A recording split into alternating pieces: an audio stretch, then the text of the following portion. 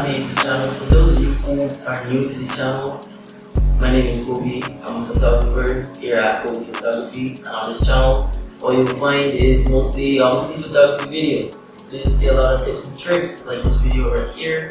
You see me taking you behind the scenes on my shoots, etc. Basically, just bringing you along on my photography journey. Feel free to go look around on the channel, shop around, look at the other videos. You know what I mean?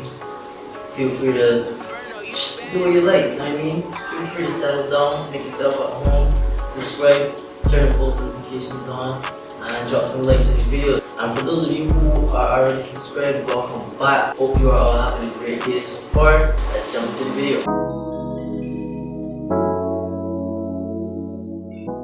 So today I have some photography tips for you guys. Things that I picked up here and there from just being out in the field doing the thing. Don't get me wrong, I wouldn't ever consider myself as a big experienced photographer that did some big gigs and did the most. No, I'm just a minimalist photographer. I literally picked up the camera about a year or so ago. If you want to know my photography story, well, I have a video on my channel with that, so you can go watch that video, put it up in the corner, wherever. I can never remember which corner it is. I think it's this one. Yes, sir. Yes, sir. Yes, sir. Yes, sir. Anyways, if any of these were helpful to you, even if it's just one, drop a comment and let me know which one it was. Okay, so tip number one. This one might be a little bit obvious, but I was caught slipping a couple of times with this one. And that is investing in a battery charger. For me, I don't know who else this happened to, but for me, when I got my camera, it just came with the camera and two batteries. It's literally and a kit lens, right? So it's like if I ever wanted to charge my camera by batteries, I have to put them in the camera and then plug in the camera via USB and let the camera charge the battery. If your camera didn't come with one, just invest in a battery charger. Also, definitely make sure you get yourself some extra batteries at the same time. There's no such thing as too much batteries. Just gotta make sure you're always charged up and ready at the photography. So tip number two, for those of you who like to shoot portraits, when you're out in the field, I find that it's a bit hard, especially if the person is not a model. It's a bit harder to get them to feel comfortable in front of the camera, right? Honestly, you know how they say music is therapeutic, right? Bring like a Bluetooth speaker or something, and you can have them playing, their favorite music or whatever. Just try to get them in the zone, you know what I mean? I find that works. So that is me tip number two for portrait photographers. Play your client's favorite music. You'll be surprised how quick they start dancing and how comfortable they start to feel. Trust me, it works. So tip number three, you really gotta be out there and telling people what you do. If you never go out there and tell people, hey, I do photography, etc., nobody would never know. So you really gotta be advertising yourself. I feel like for me, I was always a bit shy in that area, still am. Do something as simple as putting your photographer page and tagging the page in your bio. Simple as that. When they go to your personal page, they know, well, hey, really bio, they see, well, oh, Psych, he does photography. Nice, they go check out the page and they know who you are.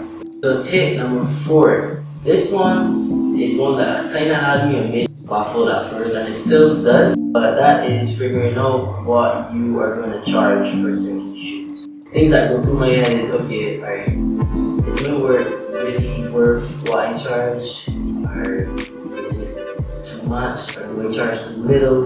You know what I mean? So it's kind of hard trying to figure out what to charge. If you're going to be in this market, you're going to have to, in any market, you figure out who's in the market, how saturated the market really is, and how much others charge, like what price other people charge that are in the same market as you, for what, and then that's a good base layer for you. It's pretty simple.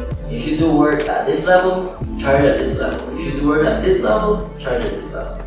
But what you never want to do is to be doing work up here and charging down here, or doing work down here and charging up here.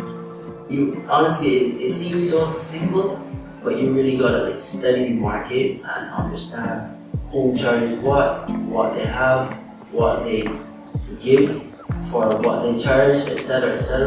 Study the market, figure out who's in it, and create that base there, write some stuff down, and just figure out what you should charge. Tip number 5. We have 5, right? I think we have 5. I ain't sure. If I'm wrong, correct. Well, tip number 5. You need to be advertising. This kind of goes back to the tip I mentioned before about letting people know what you do. But this is more of how I did it, like when I first started. So it's as simple as just walking with your camera. As soon as people see you walking with your camera in your hand, they automatically know, okay, so he's a photographer. Simple as that. I remember when I first started, I used to walk on the beach. I used to have the camera in the bike. Firstly, I would start at Pirates Cove, right? And I would walk from Pirates Cove all the way up to Hilton, like that, and I'd walk all the way back down. And during that walk, I would stop and ask people, just let them know, hey, I do photography, just trying to build my portfolio, etc. etc. Would it be cool if I could take a few pictures of you? Simple as that. And if they say no, cool, thank you for your time, moving on, next person. They say yeah, great. I will have them pose, etc. etc. Take a few pictures. Of course, naturally, they won't see the pictures that you took. They probably want them. Also, so what happens is that they would ask you, okay, so what's your Instagram, what's your number, blah, blah, blah. And then you just give them your Instagram, etc. etc. And then that's how you would get some followers and stuff to come through. You can do the same thing as well. It doesn't have to be the beach. You can go walk through town, you can go like wherever they have like people. Obviously you gotta be safe in 2020, like you gotta wear your mask, etc. Just go, walk with your camera, or in your hand, and sometimes you'll be surprised. Some people even like, I didn't even have to go ask them if they want pictures. Some people see me with my camera in my hand, hey, I can have some pictures please. You know what I mean? Because everyone loves pictures, you know what I mean? Not everyone, but I do and most people do. But yeah. So another tip that I have for you is to get yourself some business cards. This is something that I have going on in the process right now. I'm in the process of doing so. But yes, business cards. They're usually overlooked and seen as something old-time-ish, and you know what I mean? But honestly, get yourself some business cards, go share them out, and you just might get some calls coming through. So that is going to be it for the video. Hope you enjoyed. Again, if you want part 2, and I see you in the next one.